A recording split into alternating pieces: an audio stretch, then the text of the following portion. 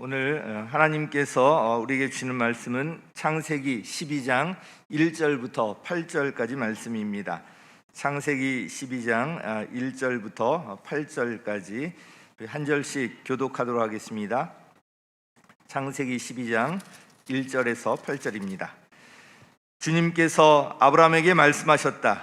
너는 내가 살고 있는 땅과 내가 난 곳과 너의 아버지의 집을 떠나서 내가 보여주는 땅으로 가거라. 내가 너로 큰 민족이 되게 하고 너에게 복을 주어서 내가 크게 이름을 떨치게 하겠다. 너는 복의 근원이 될 것이다.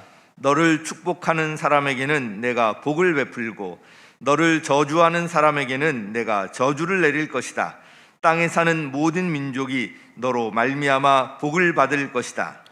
아브라함은 주님께서 말씀하신 대로 길을 떠났다. 롯도 그와 함께 길을 떠났다. 아브라함이 하란을 떠날 때에 나이는 75이었다.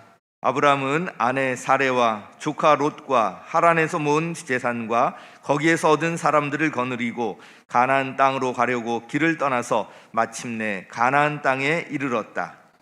아브라함은 그 땅을 지나서 세겜 땅 곧 모래의 상수리 나무가 있는 곳에 이르렀다. 그때에 그 땅에는 가나안 사람들이 살고 있었다.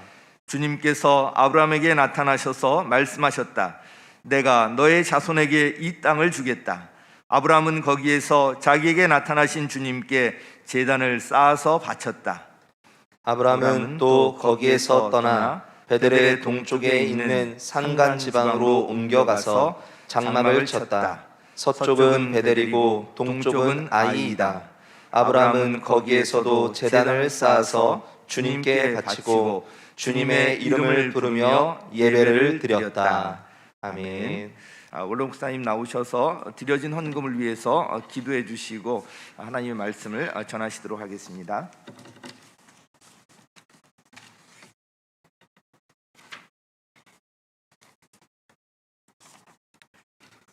기도드리겠습니다.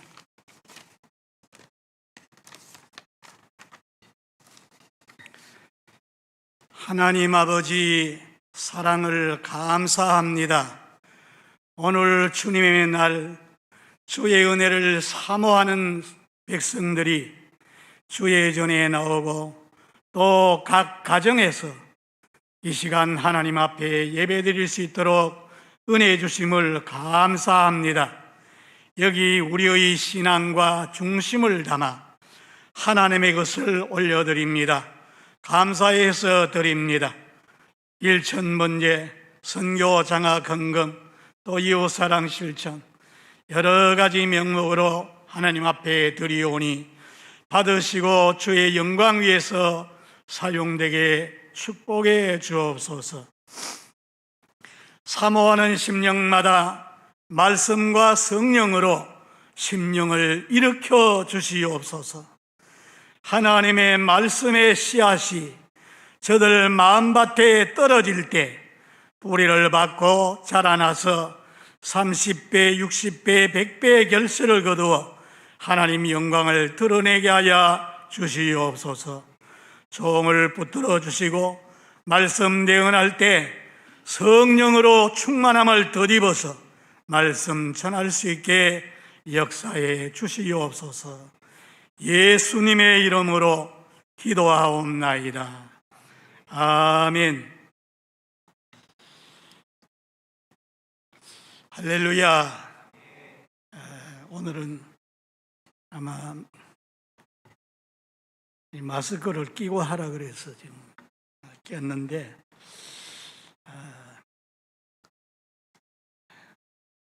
이 예배에 참석하신 성도 여러분 심령과 가정 또 여러분 재반사 위에 한없는 하나님의 은총이 함께 하시기를 축복합니다.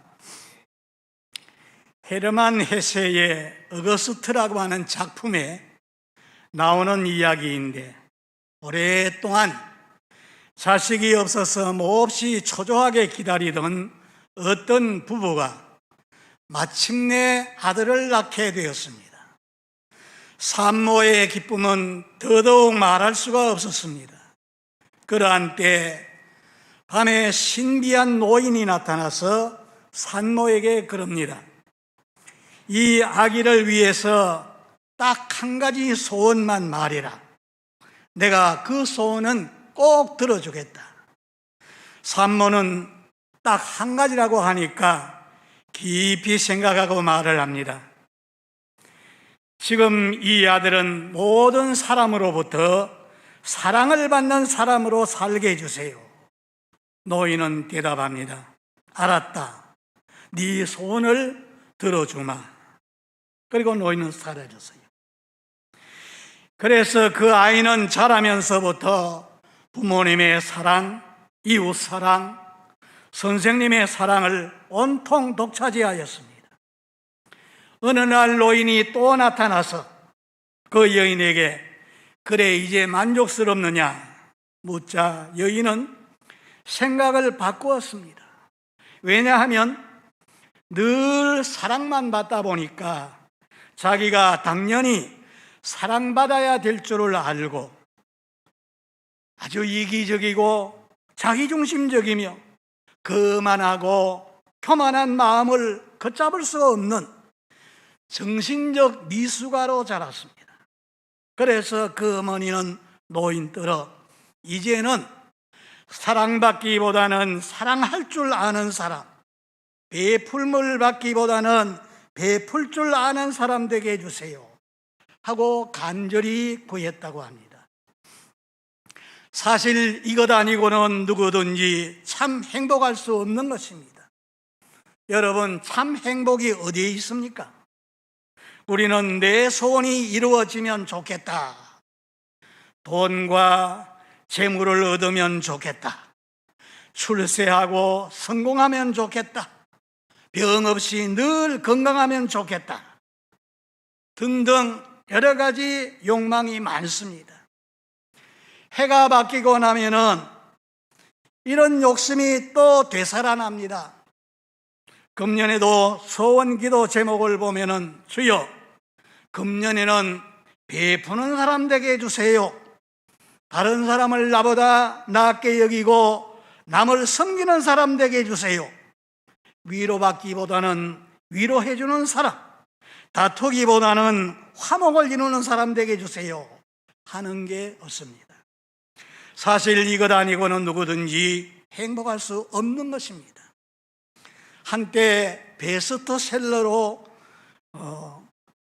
썼던 그 뇌내 혁명이라고 하는 책을 일본 사람 하루야마 시게오라고 하는 사람이 연구해서 내놓은 책인데 그는 말합니다.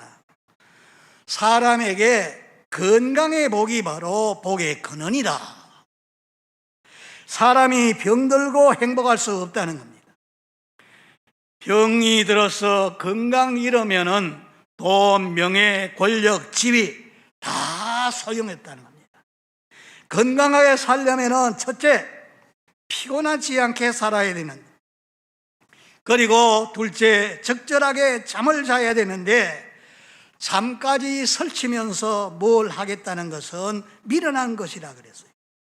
식욕도 절제해야 되고 건강하고 화를 내는 것은 그 건강을 해치는 것이라고 합니다.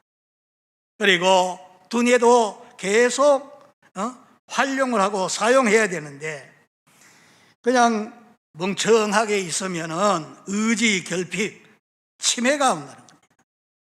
그래서 육체적으로 운동도 해야 되고 그리고 가장 중요한 것은 자기 마음을 다스려서 마음이 편안해야 되는데 그 평안함을 아무런 조건 없이 봉사할 때, 희생적으로 봉사할 때 정신이 맑아지고 몸이 건강해질 수 있다 그럽니다.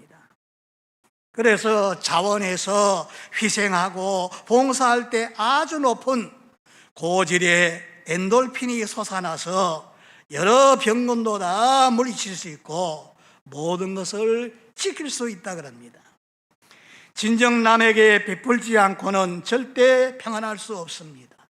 성경은 육의 생각은 사망과 고통이요 영의 생각은 생명과 평안이라 그랬습니다. 심지가 견고한 자를 주께서 평강의 평강으로 인도한다. 이는 저가 주를 신뢰함이라 그랬습니다. 예수 믿는 사람은 주의 은혜와 평강이 그 속에 넘치게 되니까 그래서 행복하죠.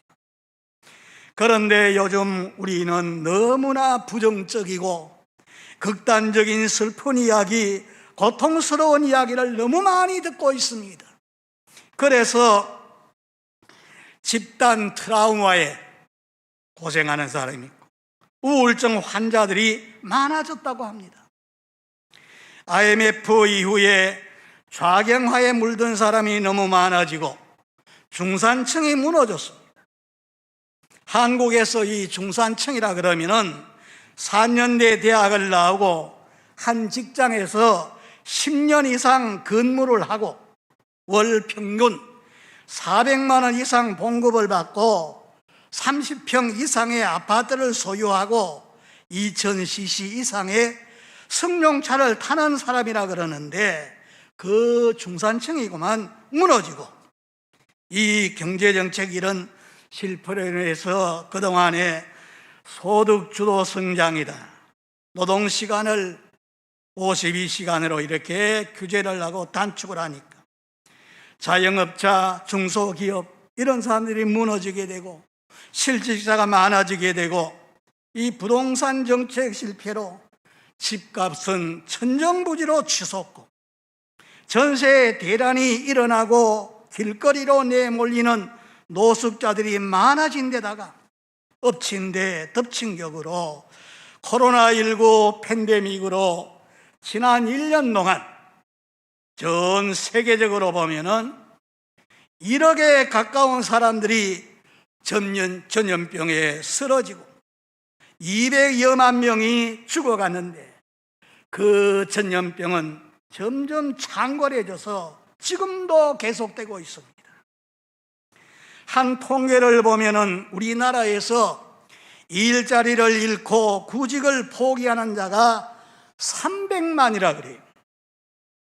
정치하는 이들은 과거사 청산, 적폐 청산 그러면서 전직 두 대통령을 비롯해서 국정원장 그리고 수백 명을 감옥에 쓸어넣고 자기들도 그보다 더한 이런 죄를 짓고 있습니다. 권력을 다투느라고 서로 물고 찢고 싸움하느라 자기가 할 일도 다 못할 그런 실정입니다. 지정학적으로 보면은 우리나라는 강대국 사이에 끼어 있어서 경제적으로 군사적으로 압박을 받는 중에 저 북한에서는 핵무기로 완전 무장하고 더욱 맹렬하게 위협을 가해오는데 우리는 정치, 경제, 사회, 교육, 안보, 외교 총체적으로 위기를 맞이했습니다. 그러면서 타당을 지으면서 아주 피비린내 나는 이런 전쟁을 치르고 있습니다. 이러고서 어찌 남과 북이 통일을 가져오고 평화로운 나라를 이룰 수가 있겠습니까? 어찌 이 땅에 복이 임하기를 바랄 수가 있겠습니까? 밤낮으로 서로 물고 사고 싸우는 이런 사람들 당장 천지개벽이라도 해서 당장 다 치워버렸으면 좋겠지만은 자비하신 하나님은 그래도 오래 참으시고 한 사람을 선택하고 한 가정, 한 교회, 한 민족을 선택하셔서 더딘 것 같지만은 서서히 구원의 사역을 이루어 가십니다. 오늘 주신 본문의 말씀을 보면은 하나님께서 이 동방의 의인으로 알려진 욥을 선택해서 복의 근원 삼은 것이 아니라 갈대아 우르에서 우상 숭배하던 데라의 아들 아브라함을 선택하시고 하란에서 떠나서 내가 지시할 땅 가나안으로 가라. 내가 너로 큰 민족을 이루고 너의 이름을 창대하게 해서 너를 복의 근원이 되게 할지라. 너를 축복하는 자에게 내가 복을 내리고 너를 저주하는 자에게는 저주하리라. 땅의 모든 족속이 너로 인하여 복을 받을 것이라고 약속했습니다. 그러니까 아브라함은 약속을 쫓아갔지만은 그의 일생을 보면은 발붙일 만큼의 땅을 얻지도 못하고 나그네로 살았습니다. 그는 큰 부자도 아니고 자식도 그리 많지도 않고 권세도 없는 사람이었어요. 한평생 천막 생활, 오늘은 이곳 내일은 저곳 방황하면서 살았습니다. 그런데도 하나님은 너는 복의 근원이 될지라 이렇게 약속하였어요. 땅의 모든 족속이 너로 인하여 복을 받게 된다고 약속하셨는데 하나님은 약속하신 그대로 그 자손들을 통하여 그대로 성취되어지고 지금도 성취되고 앞으로도 성취될 것입니다. 창세기 26장에 보면은 아브라함의 아들 이삭이 나옵니다. 그 이삭이 블레셋 나라에 가서 거기에 땅을 얻어서 농사를 지었는데 그의 농사 보니까 100배나 얻게 되고 하나님이 복을 주심으로 그 사람이 창대하고 마침내 거부가 되어서 양떼, 소떼가 떼를 이루고 노복이 심히 많았으므로 블레셋 사람들이 시기할 정도였다 그랬습니다. 그는 메마른 사막지에 땅을 파면은 샘물이 펑펑 솟아납니다. 블레셋 사람이 와서 그것을 빼앗아가면은 또 다른 데 가서 파면 거기서도 솟아납니다. 그래서 하나님이 그에게 복을 주셨다는 것을 그 사람들이 알게 됩니다. 그래서 나중에는 서로 화친을 하게 되고 이 이삭의 아들이었던 야곱이도 보면은 외삼촌의 집에 가서 머슴살이를 하는데 20년 동안 머슴살이 하는데 지금 우리가 창세기를 다 지금 읽고 있지 않습니까? 그거 지금 보면 그게 다 나오죠. 그 야곱이가 처음에는 지팡이 하나 들고 외삼촌 집에 갔는데 야곱이가 오고부터 외삼촌의 집에 모든 게 잘 되어지는 거예요. 그래서 품삯을 가지고 변경을 하고 이렇게 해서 야곱이가 하나님께 구하고 그 다음에 약속을 했는데 알록달록한 것은 야곱의 소유가 된다 이렇게 했는데 그때부터 살찌고 토슬토슬하고 얼룩무늬가 있는 거는 전부 다 야곱의 소유가 되니까 큰 거부가 되었어요. 그리고 그의 11번째 아들이었던 이 요셉이 보면은 요셉이 하나님이 주시는 꿈 이야기를 했더니 형님들이 다른 나라 에집트로 팔아버렸잖아요. 그런데 요셉이가 그 보디발 12대장 집에 들어가고부터 가정의 모든 일이 다 잘 되어지니까 전부 다 요셉에게 맡겨버립니다. 호사다마 격으로 그 12대장 부인이 요셉을 보고 죄를 짓잡고 이렇게 유혹을 하는데 내가 하나님 앞에서 어떻게 이런 악을 행할 수 있나 유혹을 딱 뿌리치고 나왔더니만 그거를 증거물로 삼고 자기 남편에게 이야기해가지고 요셉이 감옥에 갇히지 않습니까? 억울한 누명을 둘러쓰고 감옥에 갇혔지만 한 번 들어가면은 뼈가 되어서 나오는 그런 감옥인데 하나님이 그와 함께 하시니까 꿈 해몽을 잘 해가지고 나중에는 에집트의 2인자 그래서 이 요셉이가 바로 그 나라의 2인자가 되어서 경제정책을 잘 써서 자기의 동족 그리고 에집트 근동지역에 있는 모든 사람들이 7년 기근 동안 다 죽게 되는데 요셉이로 인하여 그 사람들이 다 살아나게 되고 복을 받게 되는 이 아브라함에게 약속한 것이 그대로 자손들에게 이루어집니다. 그리고 그 후손 가운데 그 혈통 가운데 예수 그리스도가 태어나서 동서고금 모든 옛날 사람이나 지금 사람이나 말할 것 없이 다 예수를 믿음으로 다 복의 근원이 되는 이런 복을 주시는 겁니다. 그래서 예수를 믿고 구원받고 영생 얻고 보혜사 성령이 그 속에서 항상 같이 하시는 이런 사람이 다 바로 저와 여러분이 바로 복의 근원이 되는 겁니다. 그리고 내가 그 예수를 알고 다른 사람에게 전하면 그 예수를 받아들인 자마다 다 복의 근원이 다 되는 것을 성경은 말씀하고 있습니다. 사도행전 27장에 보면은 로마로 가는 배 한 척이 있습니다.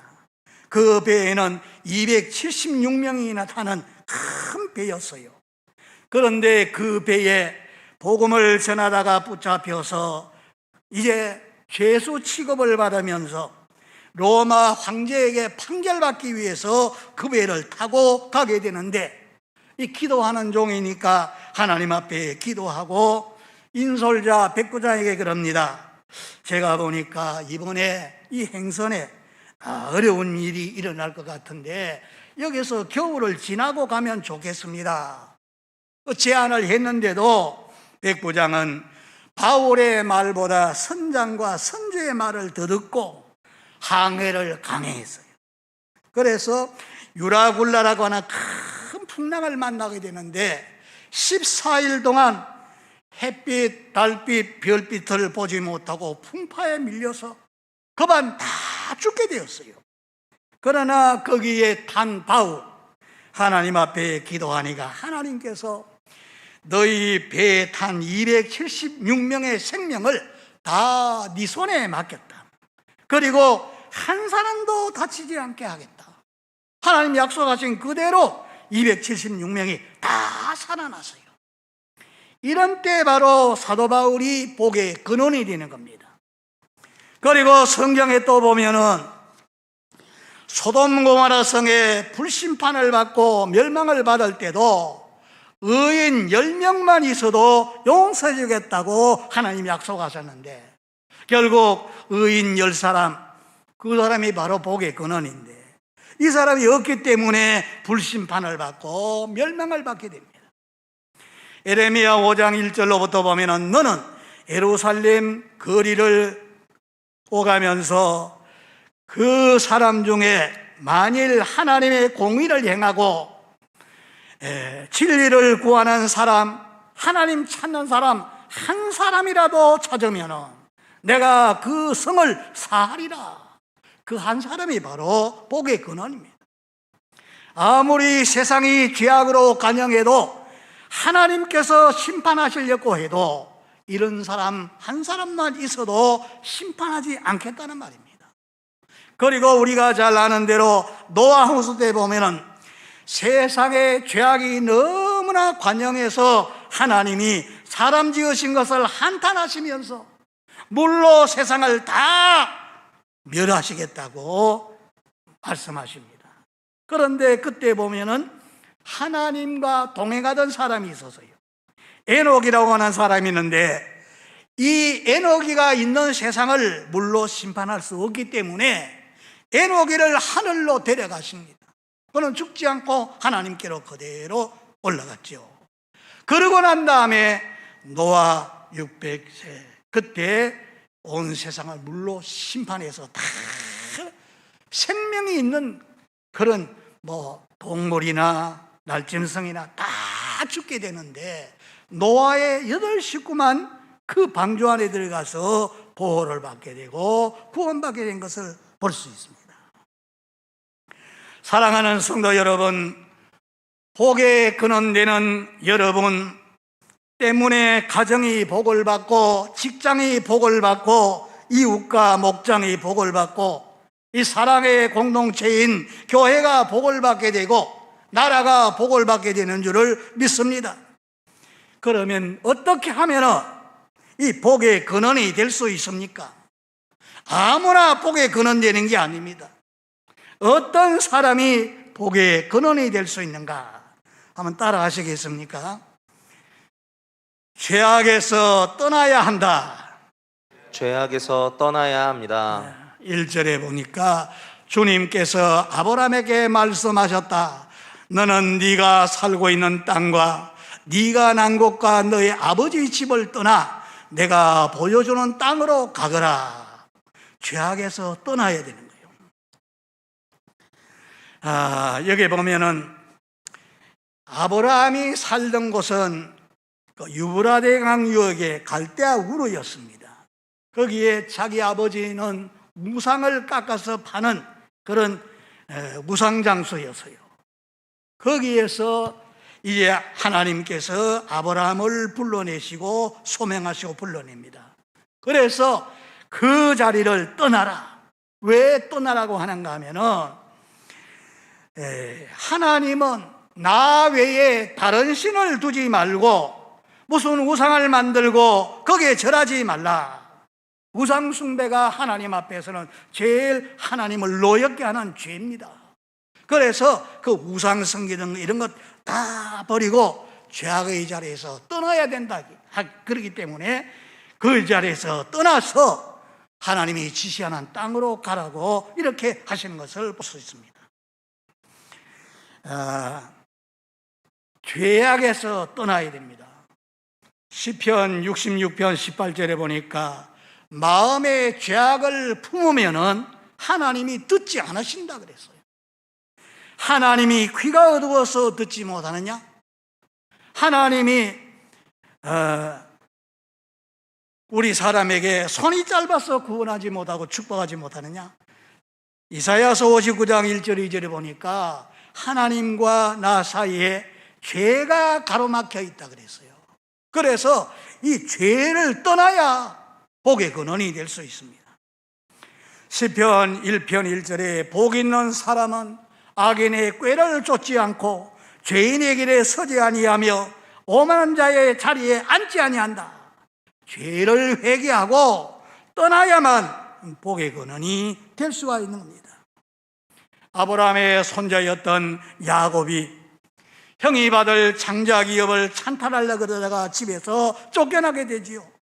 외삼촌의 집에서 20년 동안 머슴살이하고 하나님이 축복을 받아가지고 그 베델, 하나님의 집이 있는 베델로 가지를 않고 가다가 숫곳이라고 하는 곳에 머물러가지고 거기서 살다 보니까 외동딸 디나가 나가서 그 성의 추장의 아들 세겜이라고 하는 자에게 강간을 당하게 됩니다.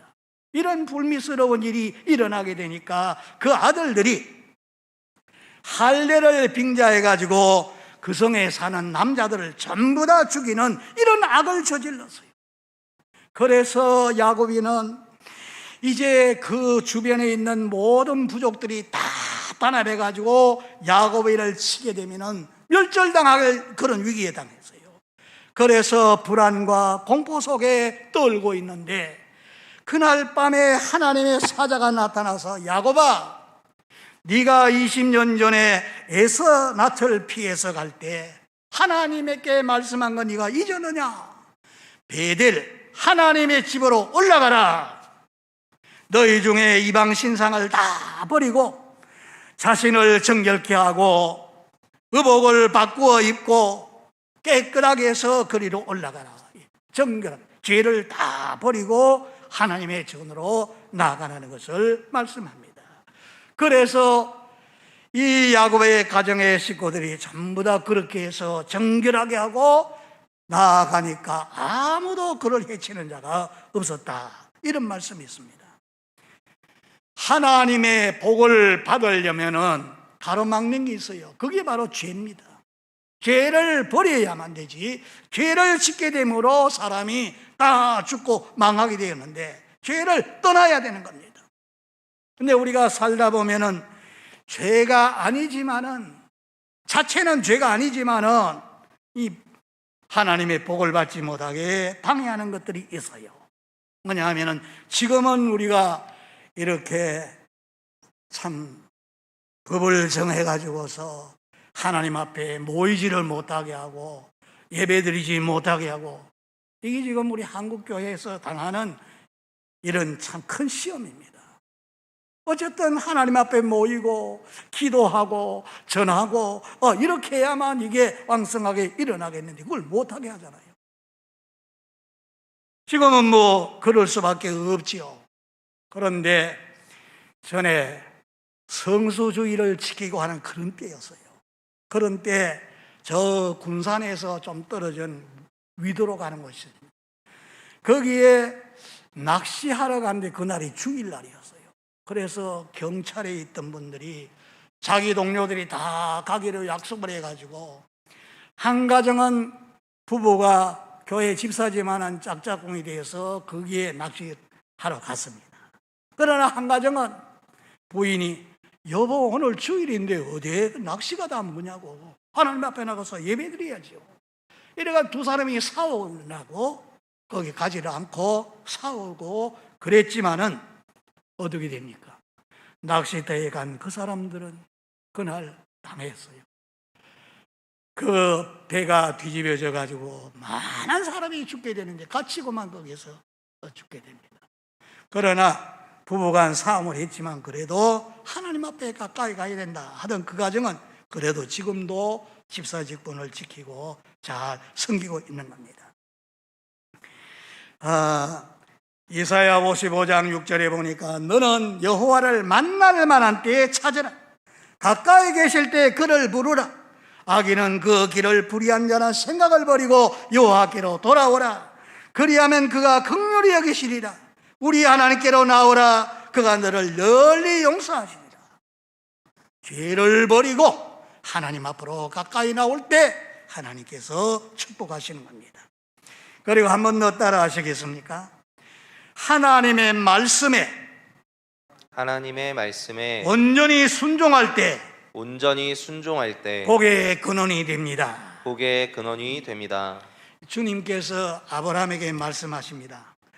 너는 네가 살고 있는 땅과 본토 친척 아비집을 떠나 내가 지시하는 땅으로 가라. 내가 너로 큰 민족을 이루리라. 건강의 축복입니다. 네 이름을 장대하게 하리라. 명예의 축복입니다. 너로 복의 근원되게 하여 너를 축복하는 자에게 복을 내리고 너를 저주하는 자는 저주하리니 너는 복의 근원이 될지라. 땅의 모든 족속이 너로 인하여 복을 얻게 되리라. 이 아브라함의 후손 가운데 예수 그리스도를 통해서 천하 만민이 다 복을 받게 될 것을 하나님이 언약하신 겁니다. 이에 아브라함은 하나님의 말씀을 쫓아갔다. 개역개정은 그렇게 말하고 있어요. 하나님 말씀을 쫓아갔다. 오늘 많은 사람이 하나님 말씀대로 순종하면 복 받는 줄 알고 있지만은 왜 순종하지 못하고 복을 받지 못하는지 아십니까?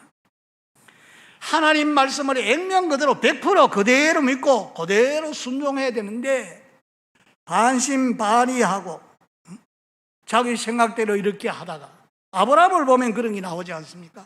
아브라함이 순종해서 가는데 자기 생각이 앞서가지고 흉년이 들어서 먹을 것이 없으니까 에집트로 내려가면서 자기 마누라를 누이 동생이라고 이렇게 속여가지고 하마터면 마누라 뺏길 뻔했잖아요. 이런 봉변을 당하게 되고 또 아브라함의 후손이 하늘의 별 같고 땅 아래 모래알과 같이 많아진다 그랬는데 10년이 지나도 이게 지금 아이를 갖지 못하게 되잖아요.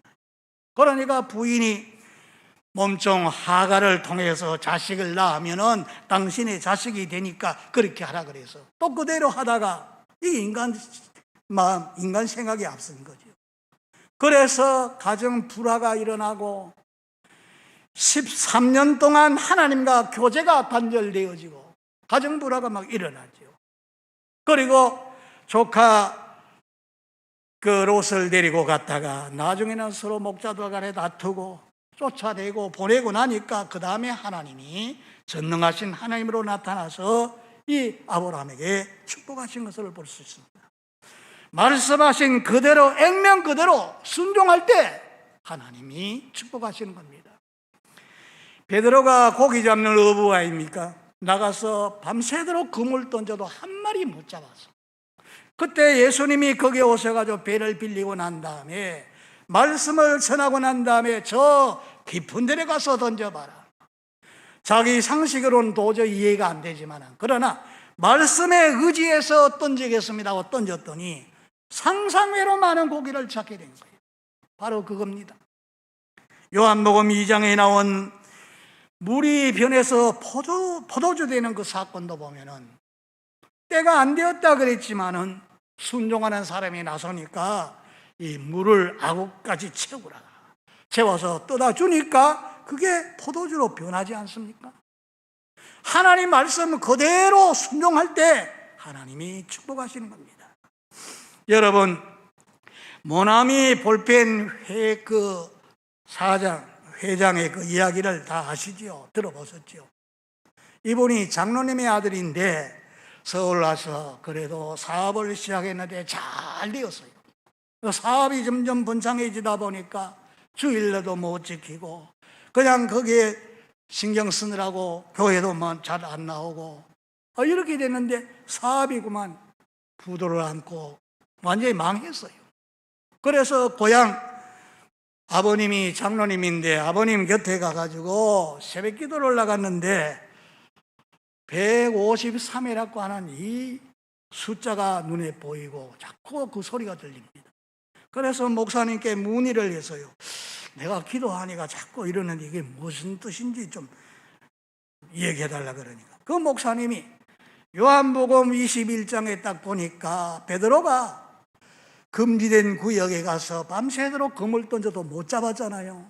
그때 부활하신 주님 거기에 나타나셔가지고 그물을 배 오른편에 던져봐라. 그래서 던져서 끌어올렸더니 큰 물고기 153마리 잡았어요. 거기에서 바로 자기의 영감이 확 떠오르면서 깨달은 거예요. 알았습니다. 내가 하나님 말씀 그대로 순종하지 않고 내 생각대로 이렇게 하다가 부도가 나서 망하게 됐지만 그 물이 찢어져가지고 다 고기가 나갔지만 내가 이제 바로 하겠습니다 하고 예배를 드리고 회사를 시작하면서 모나미 볼펜에 그 153자를 넣은 거예요. 그래가지고 예배를 드리고 11조를 드리고 이렇게 해서 잘 되어져서 그분이 저 정동 제일감리교회 송삼석 장로님이라고 그러지 않습니까? 그렇게 해서 그가 다시 일어났다는 겁니다. 하나님의 말씀을 액면 그대로 받아들이고 순종할 때 하나님이 복을 주십니다.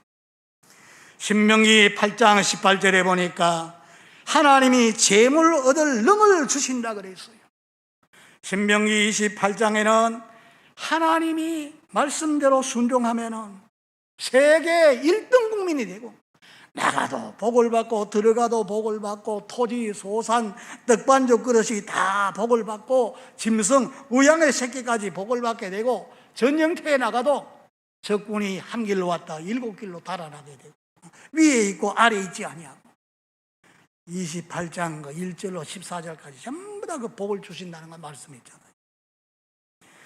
말라기 3장에도 보면은 너희가 온전한 11조를 들여서 내 창고에 넘치게 해라. 그러면 황충이를 금하고 기한전에 떨어지지 않게 하고 다른 사람이 볼 적에 복받은 자임을 알게 하리라. 하나님 말씀 그대로 할 때 하나님이 채워주시고 축복하시는 거예요. 그 다음 마지막으로 한 번 더 따라 하시겠습니까? 하나님을 위하여 단을 쌓는 자가 복의 근원입니다. 복의 근원입니다. 오늘 여기 본문에 보니까 7절 8절에 그렇게 말씀했어요. 주님께서 아브라함에게 나타나셔서 말씀하셨다. 내가 너의 자손에게 이 땅을 주겠다. 아브라함은 거기에서 자기에게 나타나신 하나님께 제단을 쌓아서 바쳤다. 아브라함은 또 거기에서 떠나 베델 동쪽에 있는 산간지방으로 옮겨가서 장막을 쳤다. 서쪽은 베델이요 동쪽은 아이다. 아브라함은 거기에서도 제단을 쌓아서 주님께 바치고 주의 이름을 부르며 예배를 드렸다. 가는 데마다 이 제단을 쌓는 거예요. 이 제단이 바로 무릎 꿇고 기도하는 것을 말합니다. 여러분이 성경에 32,500가지 약속을 하셨습니다. 그런데 그대로 이루어지는 게 아니라 에스겔 36장 37절에 보니까 그래도 나 주 여호와가 이르노라 그래도 이스라엘 족속이 이와 같이 자기들에게 이루어지기를 내게 구하여야 할지라 그랬어요. 하나님이 약속하셨지만은 그 약속의 말씀을 붙들고 구하여야 이루어지게 하신다. 우리가 제단 쌓을 때 새벽 제단을 쌓고 가정의 제단을 쌓고 또 우리가 수요일도 주일날도 이렇게 나와서 제단 쌓을 때 하나님께서 축복하신다고 말씀하셨어요. 열왕기상 18장에 보면 이스라엘에 통치하던 악명 높은 왕 아합 왕이 있을 때 하나님을 떠나서 우상을 숭배하고 하나님을 섬기는 선지자는 엘리야 한 사람만 남았다고 엘리야가 그렇게 이야기했지요. 그런데 바알 신을 섬기는 자, 아세라 신을 섬기는 자 850명, 850대 1로 이 엘리야가 제안을 했습니다. 우리가 그 신에게 제단을 쌓고 제사를 드릴 때 불로 응답하는 신이 참신인 줄 안다. 그랬더니 아무도 반대한 사람이 없어요. 다 그걸 옳게 했고 이제 소 한 마리를 잡아서 나무를 빠개놓고 그 위에다 올려놓고 바알신 아세라 신을 섬기는 850명이 막 자기 규례대로 몸에 칼질을 하면서 막 부러지져도 아무 응답이 없었어요. 그래서 엘리야가 너의 신은 놀러 갔느냐, 볼일 보러 갔느냐, 이제는 내가 하겠다. 그래서 흩어졌던 백성들을 가까이 불러 모으고 그 제단에다가 소를 잡아서 곽을 떠서 올려놓고 물을 몇 닥에서 다 들어붓고 하나님 앞에 기도합니다. 여호와여, 이 백성으로 하여금 내가 하나님의 이름으로 이런 일을 하는 것을 알게 하옵소서. 불로 응답하소서. 하늘에서 불이 내려가지고 그 재물을 다 불살랐잖아요. 그리고 난 다음에 3년 6개월 동안 가물었던 그 땅에 하나님이 비를 주고 땅에 모든 식물이 다 열매를 맺고 만물이 다 살아나게 되는 이런 일이 일어났어요. 제단 쌓는 거, 하나님 앞에 예배드리는 거. 믿는 사람과 안 믿는 사람 이 차이가 어디서 납니까? 예배드리는 거예요. 아이가 세상에 태어나도 예배를 드리고 뭐 생일, 환갑, 그 다음에 진갑, 그리고 이제 결혼을 해도 사람이 죽어도 전부 다 예배 드리잖아요. 그런데 믿지 않은 사람들은 그 예배를 들을 줄 모르죠. 이 제단을 통해서 하나님께서 복을 주신다 그랬어요. 그러므로 우리는 이런 때에도 하나님 앞에 어쨌든 사람과 거리를 두고 멀리 하니까 이제 하나님을 더 가까이 하는, 가정에서든지 어디서든지 하나님을 더 가까이 해서 하나님 앞에 제단을 쌓아야 됩니다. 우리가 창세기 읽어보는 가운데 보았지만은 아브라함이 마지막으로 제단을 어떻게 쌓습니까? 창세기 22장에 하나님이 아브라함아, 네 사랑하는 아들 독자 이삭을 하나님 앞에 번제 제물로 바치라. 아브라함이 그동안에 연단 받았으니까 그대로 순종하지요. 그 아들을 데리고 모리아 산으로 3일길이나 가는데 방해될 종들은 전부 다 산 밑에 그냥 두고 그 산 꼭대기로 올라가는데 아들이 그럽니다. 아버지, 불이나 칼이나 나무 다 가지고 가는데 하나님 앞에 드릴 제물은 어디에 있습니까? 아브라함의 그 심정이 어떻겠어요? 네가 제물이 돼야 된다. 그러나 아브라함은 하나님이 예비하시겠지. 다 올라가서 나무를 빠개 놓고 거기에다가 자기 아들을 거기에 두고 칼로서 치려 그러지요. 칼로서 목을 치려고 하는데 아브라함아, 아브라함아, 그 아이에게 손을 대지 말라. 돌아보니까 수풀에 양 한 마리가 걸려서 가지 못하고 있어요. 그래서 그 양을 잡아다가 하나님 앞에 제물로 바치니까 하나님이 받으시고 여호와 이래 하나님이 준비하셨다. 그래서 이 아브라함이 정말 축복의 조상이 되고 하나님이 약속하신 그대로 다 이루어진 거지요. 여러분, 성지순례 저희들이 2005년도에 거기에 갔는데 그때는 문이 열려가지고 성전 산에 들어가서 아브라함이 자기 아들 이삭을 바친 그 돌이 있어요. 그 앞에 들어가는데 맨발로 들어갑니다. 다 들어가서 그 사람들 다 거기 가서 기도하고 뭐 절도 하고 이렇게 하는데, 거기까지 한번 들어가 봤는데 거기가 성전산, 지금 그 지도에 나오지 않습니까? 보면은 돔이 있는데 거기가 바로 성전이 세워졌어요. 지금 그 이방 사람들이 그렇게 차지하고 있지만, 그 자리가 어디냐 하면은 하나님의 아들 독생자 예수님이 우리 인간의 모든 죄를 다 걸머지고 갈보리산에 올라가서 십자가에 못 박혀서 돌아가신 자리 거기. 그래서 하나님은 그 예수를 통해서 천하 만민이 다 구원받도록, 그래서 복에 거는되게 하신다는 말씀이 그대로 이루어지는 겁니다. 존이라고 하는 영국의 청교도 목사가 미국 신대륙에 꿈을 안고 갔는데 1년이 못 되어서 폐결핵으로 진단을 받았습니다. 그 당시에 폐결핵 사기라 그러면 심각한 병입니다. 이제 자신이 죽어간다는 사실을 알고 자기의 재산을 다 정리를 해보니까 책 300권이 남았어요. 그래서 이 책을 뉴타인 칼리지 대학에 기증을 하기로 결심하고 유언 같은 신앙 고백 헌정서를 썼습니다. 나는 이 땅에 꿈을 안고 찾아온 목사인데 좀 더 신학, 법학을 공부하고 학자가 되려고 했는데 이제 하나님이 저를 부른 것 같습니다. 내가 이루지 못한 꿈을 후학들에게 이제 이 책을 주어서 그들이 이루기를 바랍니다. 이 책을 통해서 신학자, 법학자, 과학자가 많이 나와서 인류에게 이바지하는 것을 원합니다. 그래서 그걸 위해서 기도한다 그러면서 헌정서와 책 300권을 바쳤어요. 이제 그 대학의 학교 이사들이 깊은 감동을 받고서 이 존 목사의 성을 따가지고 뉴 칼리지 대신에 하버드라고 이름을 고쳤습니다. 세계 제1의 인류대학이 하버드 대학입니다. 수많은 인재들이 거기에서 나오게 되고 세계를 움직이는 이 존 목사의 꿈이 이루어지고 있는 겁니다. 지금 우리가 살고 있는 이 세상은 너무나 어둡습니다. 다 못 살겠다고, 더 이상 못 참겠다고 막 아우성을 치지요. 우리는 세상이 썩었다고 타닥이 전에 나 한 사람 한 사람이 다 복에 거는되면은 가정도 교회도 사회도 국가도 다 복을 받게 될 것입니다.